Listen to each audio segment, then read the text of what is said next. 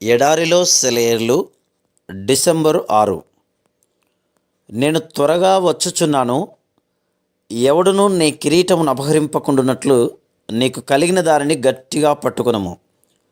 ప్రకటన గ్రంథం 3వ అధ్యాయము 11వ వచనం.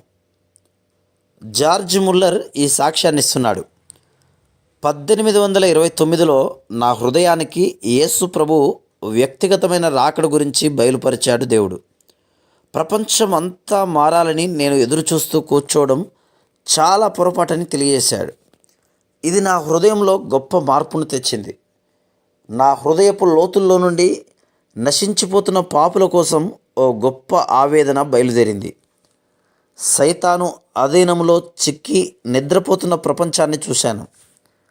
యేసు ప్రభు ఆలస్యం చేస్తున్నాడు కదా, ఈ లోపల నాకు చేతనైనది నేను చేయాలి. నిద్రమత్తులో ఉన్న సంఘాలను మేలుకొల్పాలి. సంఘం క్రీస్తులో సంగమించే ముందు జరగవలసిన పని ఎంతో ఉంది. అయితే ఈ కాలంలో కనిపిస్తున్న గుర్తులను చూస్తుంటే ఇప్పుడే దూత దిగివచ్చి కడవరి బూర ఊదుతాడేమో అన్నట్టు ఉంది. రేపు ఉదయమే క్రీస్తు సియోను పర్వతం మీదకి దిగి వచ్చాడని వార్త వస్తుందేమో. విశ్వజనీన సామ్రాజ్యాన్ని ప్రకటించాడని తెలుస్తుందేమో అన్నట్లుంది. చనిపోయిన సంఘాలారా మేల్కోండి, క్రీస్తు ప్రభు దిగిరా. శిథిలమైన దేవాలయమా కిరీటాన్ని ధరించు. గాయపడిన హస్తాలారా రాజదండాన్ని తీసుకోండి. రక్తం కారే పాదాలారా సింహాసనమెక్కండి, రాజ్యం మీదే.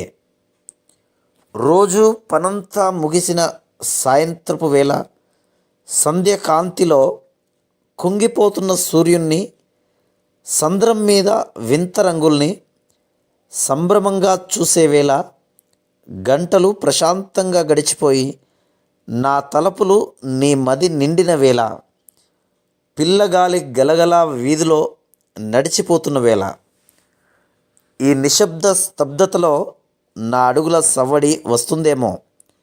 జాగ్రత్తగా కనిపెట్టి చూడు.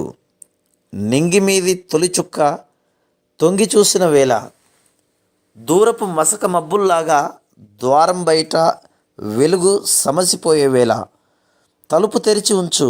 ఆ సంధ్యకాంతిలోనే నేనొస్తానేమో. Praise the lord.